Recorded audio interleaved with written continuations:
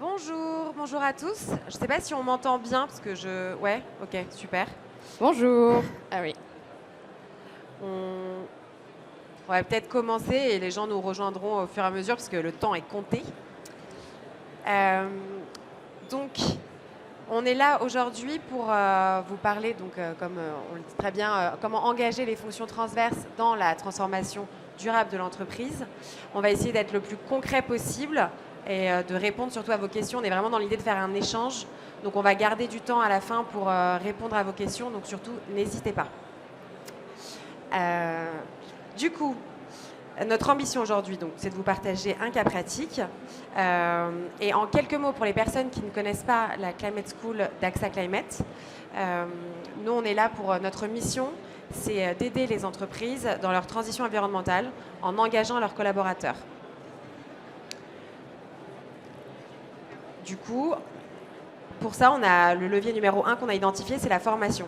On a donc lancé en 2021 un programme en e-learning, une sorte de Netflix Green, où vous avez énormément de contenu lié aux enjeux environnementaux. Et du coup... Oui, exactement. C'est des capsules e-learning en fait, qui permettent d'engager les collaborateurs sur ces sujets de la transition durable et sur les enjeux environnementaux en entreprise. Exactement. Au format de l'émission C'est pas sorcier pour ceux qui connaissent. Donc super ludique, très pédagogique. C'est un catalogue vivant où on enrichit constamment avec des nouveaux sujets autour des enjeux environnementaux. Et en fait, grâce à cet outil, on va aider les entreprises à engager un maximum leurs collaborateurs la première manière, c'est de comprendre vraiment quels sont ces enjeux et comment agir en entreprise et devenir partie prenante de cette transition environnementale au sein de l'entreprise. Et donc pour rester dans le concret, comme je vous le disais au début, on a Perrine, qui est account manager, qui va nous parler d'un succès de déploiement de formation au sein d'un de ses clients et qui va vous expliquer du coup comment ça s'est passé. Exactement. Alors bonjour à toutes et à tous. Donc aujourd'hui, on voulait vous parler de l'ICAD Climate School, qui est un programme de formation sur les enjeux de la transition durable à destination des fonctions opérationnelles, mais aussi et surtout des fonctions transverses qu'on a lancé donc avec ICAD. Alors pour celles et ceux qui ne connaîtraient pas, ICAD c'est un acteur de l'immobilier, périmètre France, d'à peu près 1000 collaborateurs. Et donc on a co-construit ce programme avec les équipes RSE et RH d'ICAD, et notamment la directrice RSE et le directeur RH, pour justement engager l'intégralité des collaborateurs. Et ça a été une réelle force d'avoir ce projet coporté par ces deux directions pour engager tout le monde et montrer vraiment la priorisation de ce sujet en interne. Super, merci pour cette mise en contexte. Est-ce que tu peux nous en dire plus sur le pourquoi, du comment ils ont lancé ça. Alors il faut revenir en 2021 où ICAD finissait un exercice stratégique avec des objectifs environnementaux assez ambitieux, notamment sur le bas carbone. Et avant de rehausser ces ambitions, ils ont d'abord voulu s'assurer que les collaborateurs avaient bien assimilé les principaux enjeux et se sentaient bien outillés pour aller de l'avant. Et donc, ils ont décidé de lancer un diagnostic pour vérifier si ces bases-là étaient bien posées. Donc, ils ont décidé de lancer un diagnostic auprès de leurs collaborateurs. Et en fait, ce diagnostic a fait émerger différents sujets sur lesquels ICAD avait besoin de se renforcer avant d'aller de l'avant. Et notamment deux qu'on a du coup adressés à travers ce parcours de formation. Le premier sujet, c'était un réel questionnement autour de la formation continue des collaborateurs sur ces sujets environnementaux, parce que c'est des sujets complexes qui évoluent. En plus de ça, on a des enjeux réglementaires qui s'ajoutent et qui se complexifient. Donc il y a un réel enjeu de formation dans le temps pour accompagner la montée en expertise des collaborateurs sur ce sujet. Donc ça, c'était le premier sujet. Et après, il y avait une deuxième question autour d'un potentiel manque de vision ressenti par les fonctions transverses. Les fonctions transverses ne voyaient pas comment est-ce qu'elles pouvaient contribuer à la stratégie environnementale de l'entreprise. Et ça a été un constat partagé vraiment unanimement par les différentes fonctions transverses.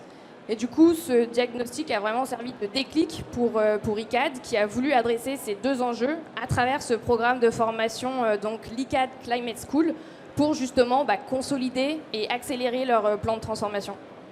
Ok, merci beaucoup. Donc si je résume, le plan stratégique était fait, des objectifs environnementaux étaient définis, et avant d'aller plus loin, ils ont eu la présence d'esprit de vérifier que les collaborateurs avaient bien assimilé tous les enjeux et avaient une bonne compréhension de ces enjeux-là. Et force est de constater que finalement, ce n'était pas le cas, et donc l'existence de ce beau projet. Ok, exactement. Super, merci. Et alors du coup, concrètement, on parle de combien de collaborateurs Alors, donc, peut-être d'abord sur le format justement du programme. Le parti pris, c'était de monter un programme qui soit vraiment tourné vers l'action. Donc, on a réfléchi à un programme un peu hybride qui permette à la fois de sensibiliser et de former les collaborateurs sur ces enjeux clés pour qu'après, ils puissent vraiment se mettre en action. Et donc concrètement, on a eu un programme qui s'est déroulé en 2 phases. Une première phase de formation à travers là concrètement les modules e-learning de la Climate School, où on a, comme le disait Mélanie, des modules plus autour de la compréhension scientifique, mais on a aussi des modules par métier qui permettent justement de présenter et d'expliquer aux collaborateurs par fonction quels vont être les nouveaux sujets, les nouvelles prérogatives, les nouvelles compétences à maîtriser sur leur périmètre. Donc du coup, on a eu cette première phase où les collaborateurs ont découvert ça à travers les modules Climate School. Et après, on a eu une deuxième phase de mise en action avec des ateliers d'idéation lors desquels justement les fonctions transverses devaient réfléchir et identifier eux-mêmes les actions qu'ils allaient pouvoir prendre dans leur métier, dans leur périmètre, pour contribuer à la stratégie environnementale d'ICAD. Super intéressant, et surtout on voit que le rôle des ambassadeurs est de plus en plus important en interne. C'est un excellent moyen d'avoir des relais sur le terrain pour les équipes RSE. Surtout là au niveau de la formation, ça pousse et ça donne vraiment de la légitimité. En effet, et ICAD a vraiment capitalisé sur ce rôle d'ambassadeur parce qu'eux, ils ont identifié par fonction 2 ambassadeurs qui avaient pour objectif de décliner justement ce parcours dans leur département pour que ce soit vraiment incarné et pour que les réflexions menées soient au plus proche du terrain. Et donc ces ambassadeurs, ils ont dû organiser des sessions de visionnage collectif avec leur équipe pour commencer à amorcer les réflexions. Et ensuite, ils ont organisé ces fameux ateliers d'idéation pour que les équipes identifient les actions, quoi. Alors bien sûr, ils ont été accompagnés par l'équipe projet et ils ont notamment été formés par exemple aux techniques d'animation d'ateliers. Donc ICAD a vraiment su valoriser ce rôle d'ambassadeur et faire grandir des collaborateurs sur ce périmètre-là. Génial. Et d'un point de vue plus opérationnel, concrètement, qu'est-ce que ça a donné pour ICAD ? Alors en quelques chiffres, en gros, on a eu donc 10 fonctions transverses engagées, marketing, finance, RH, IT, toutes les fonctions qui soutiennent forcément les fonctions opérationnelles. On a eu 20 ateliers d'organisés, donc 2 par fonction. 300 collaborateurs qui ont été formés à travers les modules de la Climate School et plus de la moitié d'entre eux qui ont participé justement à ces ateliers d'idéation. Alors pour rappel, ICAD, on est sur 1000 collaborateurs, sachant qu'il y a forcément une grande partie de fonctions opérationnelles. Et ensuite, et ça a été vraiment le succès pour ICAD, c'est que ces fonctions-là ont identifié plus de 150 actions à mettre en œuvre. Alors ces actions sont en cours de priorisation par l'équipe projet et avec les ambassadeurs. Elles sont encore confidentielles, donc je ne peux pas trop trop m'étendre dessus.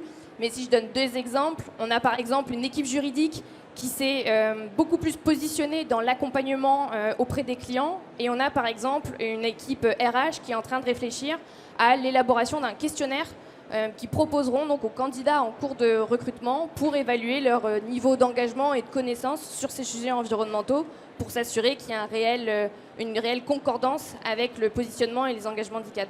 Super. Donc là, on voit vraiment l'impact que la formation a eu, que les ateliers d'idéation ont pu générer. Et là, on a du concret vraiment au sein de l'entreprise, quoi. Ouais, exactement, parce que les actions qui ont été identifiées, en fait, alors ils en ont identifié forcément par eux-mêmes, mais ça a été en partie aussi grâce à ce qu'ils avaient pu découvrir à travers les modules Climate School, où on avait amorcé cette réflexion, on avait commencé à pousser quelques pistes et quelques exemples de bonnes pratiques qui commencent à émerger dans d'autres secteurs d'activité ou chez d'autres entreprises. Et donc ça a vraiment permis de nourrir les réflexions et de les mettre en position d'agir et d'enrichir justement ces idées-là et surtout de les adapter à leur entreprise, à leur périmètre. C'est ça. Ce qui est hyper intéressant pour le coup dans le contenu de la Climate School, c'est qu'on ne vous dit pas que ça va être du copier-coller dans votre entreprise, etc. L'idée, c'est vraiment de venir nourrir vos collaborateurs, de leur donner les moyens de réfléchir autrement, de voir que dans d'autres entreprises, en fait, de donner un maximum d'exemples pour se dire, en fait, c'est possible, je peux changer aussi les choses dans mon rôle, au sein de mon entreprise, etc. Parfois, on se dit, on a toujours fait comme ça, c'est pas possible autrement. Et le fait de connaître des exemples, de se nourrir de plein de choses, ça nous permet d'être beaucoup plus créatifs dans notre rôle de collaborateur. Donc, merci beaucoup. Et au début, tu parlais des fonctions opérationnelles, en plus des fonctions transverses. Est-ce que vous avez répliqué la même chose pour les fonctions opérationnelles? Est-ce que vous avez fait différemment? Et si oui, comment vous avez fait? Ouais, alors l'enjeu, c'était en effet de monter un programme de formation qui embarque l'intégralité des collaborateurs, donc fonctions transverses et opérationnelles. Pour la partie fonction opérationnelle, comme ils étaient déjà un peu plus sensibilisés et formés sur ces sujets de par les enjeux réglementaires et techniques qui existent de toute façon dans le secteur de l'immobilier, le niveau de maturité était déjà un peu plus avancé que les fonctions transverses. Donc là, l'idée, c'était plus de faire un petit récapitulatif de la stratégie climat et biodiversité d'ICAD sur ces sujets et de rappeler un peu les bonnes pratiques que les collaborateurs devaient mettre en œuvre dans la gestion de projet au quotidien. Et donc pour faire ça, on a accompagné ICAD dans la création de contenu sur mesure. Donc là, concrètement, on met une petite casquette agence et on aide nos clients dans ces cas-là à créer du contenu sur mesure dans le même esprit que la Climate School pour vraiment avoir un programme de formation homogène. Donc on est capable de faire du sur-mesure. Exactement. Voilà, pour venir compléter en gros le catalogue. L'idée, c'est aller plus loin et se dire, par exemple, dans la partie agir, où on va voir comment agir quand on travaille, je sais pas, en marketing, en juridique. Et ensuite, concrètement, comment ça s'applique à mon entreprise. Ça, on est capable aussi de venir compléter le catalogue et c'est ce qui a été fait pour les équipes opérationnelles. Donc, génial. Et du coup, qu'est-ce qui t'a le plus surpris dans ce projet, si tu devais nous partager Alors, moi, je dirais la rapidité d'exécution. Alors, ça peut aussi être grâce à la taille de l'entreprise, où on est sur une entreprise, entre guillemets, de taille intermédiaire. Mais en 6 mois, les ambassadeurs étaient engagés, les collaborateurs formés et les ateliers réalisés avec les 150 actions identifiées. Donc, c'est vraiment très rapide. Et ça a été grâce, notamment, je pense, à l'engagement du COMEX. C'était un projet avec une forte visibilité, avec un COMEX engagé dès le début à travers un kick-off dédié auquel avaient même participé les ambassadeurs. Et aussi grâce à l'engagement des fonctions RH et RSE. Ça a vraiment été un projet co-porté par ces deux directions. Et donc là, clairement, ça a priorisé le sujet au sein de l'entreprise et les équipes ont parlé d'une seule et même voix pour adresser ces enjeux-là, quoi. C'est hyper important de bien mobiliser tout le monde et on voit que engager un maximum de personnes sur ce projet-là permet aussi la réussite, font partie des clés de succès pour le déploiement d'une formation. Donc c'est hyper important de vraiment s'entourer un maximum des autres services et de ne pas porter le projet tout seul. Et peut-être si je rajoute aussi un retour d'expérience de ICAD, là, plus particulièrement, eux ont été vraiment très surpris par l'engagement des collaborateurs sur ce sujet. Ils ont vraiment pu voir à quel point, quand on adresse les sujets environnementaux, ça permet de remettre du sens dans son métier et surtout de générer de la fierté. Donc ça a été vraiment une belle surprise, ou du moins une confirmation de ce qu'ils avaient pressenti. En même temps, ils ont eu l'intelligence de leur demander leur avis, de leur demander des recos à eux sur le terrain, parce que le problème en général, c'est qu'on va leur imposer quelque chose, mais ils n'ont pas forcément participé à tout ça. Là, le fait de proposer soi-même à son niveau des idées de réalisation concret, en gros, ça permet vraiment aux collaborateurs d'être partie prenante de la stratégie en fait RSE de l'entreprise. Et je pense que c'est aussi une forme, ça explique le succès aussi. Clairement, et en plus là, ce qui est aussi assez fort et ce qui a surpris ICAD dans ce projet-là, c'est qu'on parle des fonctions transverses, donc on peut se dire peut-être un peu plus éloigné du business que les fonctions opérationnelles. Et les actions qui ont été identifiées, pour certaines, ont vraiment aussi un fort impact sur le business. Et donc ces actions ont aussi été partagées avec les équipes business et opérationnelles. Donc ces idées-là qui viennent des fonctions transverses ont vraiment un impact, sont vraiment vont vraiment transformer le business et accélérer aussi, vont permettre à ICAD d'accélérer sur ces enjeux, quoi. Ouais, et sa transition durable, du coup. Génial. Et alors, est-ce que tu aurais un conseil, maximum 2 conseils, parce qu'on est encore une fois limité par le temps, mais on serait ravis de plus vous en partager. Est-ce que tu aurais un conseil à peut-être proposer à des personnes qui voudraient se lancer dans le déploiement d'une formation ici ? Alors, avec plaisir. Je pense que je vais en partager un de mon point de vue et un aussi que je partagerai qui vient d'ICAD. Alors, mon premier conseil, ce serait de vraiment rattacher ce programme, ce projet à la stratégie d'entreprise, à votre stratégie d'entreprise. Il faut vraiment montrer aux collaborateurs que ce n'est pas juste la formation du moment dont on parle, mais que derrière, il y a une transformation profonde de l'entreprise qui est en œuvre et qui ne pourra pas s'opérer sans un engagement massif des collaborateurs. Et le deuxième conseil qui vient d'ICAD cette fois-ci, c'est y dédier du temps en interne. Ça demande du temps, ça demande des efforts, mais derrière, ça en vaut la peine, comme le montre le résultat du programme lancé avec ICAD. Ouais, clairement. Donc, merci pour cette conclusion. L'idée, c'est, encore une fois, on apprend en marchant, on reste humble aussi dans tout le déploiement de ces stratégies, de fait d'être à l'écoute, etc. Et on apprend aussi à s'entourer. Et on est justement là pour vous aider, pour vous accompagner dans cette réalisation, dans le succès du déploiement de la formation. Donc surtout, n'hésitez pas, on a un petit peu de temps, on a 4 minutes exactement, parce qu'on est chronométré, pour des questions, si vous le souhaitez, on serait ravis d'y répondre. Alors moi, je ne peux pas donner, mais... Merci beaucoup. J'avais une question sur les indicateurs qui avaient été retenus pour mesurer l'efficacité de ce plan d'action et de cette campagne. Tu veux en parler ? Ouais. Alors, sur la partie indicateurs, on va avoir des indicateurs liés à la formation du type engagement des collaborateurs, taux de suivi des cours, taux de complétion. Mais là, ICAD ont vraiment mesuré ça même d'un point de vue plus transverse grâce au plan d'action qui a émergé. Le principal indicateur, ça a été ces 150 actions qui ont émergé et qui viennent nourrir le nouvel exercice stratégique d'ICAD. Sachant que là, on n'a pas vraiment assez de recul, dans le sens où le projet vient d'être terminé, sur la partie recommandation. Et donc, il y a toute la partie mise en place, etc., qui doit se faire l'année prochaine, avec grand plaisir pour se retrouver ici et vous dire concrètement ce qui s'est passé. Mais là, on n'a pas encore de recul. Ce qu'on sait, c'est que tous ces plans d'action vont être mis en place, qu'il y a déjà un résultat qui est fait, ne serait-ce que quand tu as donné 2 exemples tout à l'heure, mais sur la partie juridique, le fait que même le service juridique parle directement aux clients, alors qu'avant, il n'y avait pas de relation directe, mais justement là pour aider les clients dans les contrats, etc., au niveau de ces enjeux. Enfin, il y a des choses qui sont mises en place concrètes, mais qu'on ne peut pas encore vraiment matérialiser en termes de résultats. Et après, comme de toute façon, toutes les questions autour de la formation, il y a toujours ces mêmes interrogations sur comment matérialiser l'impact concret de cette formation. C'est des choses qui sont difficilement tangibles par moment, mais ce qu'il faut garder en tête, c'est que la formation, ça reste une brique parmi tant d'autres dans la réalisation de ce plan stratégique et de cette transformation d'entreprise. Et c'est comme le prérequis, si on n'arrive pas à acculturer l'intégralité des collaborateurs sur ces nouveaux sujets, si on n'arrive pas à parler le même langage, si on ne partage pas le même vocabulaire et les mêmes enjeux, en fait, on n'arrivera pas à engager massivement les collaborateurs. Bien sûr. Donc, au-delà de parler d'indicateurs de suivi ou de performance, nous, on parle plus de prérequis à cette nécessaire transformation.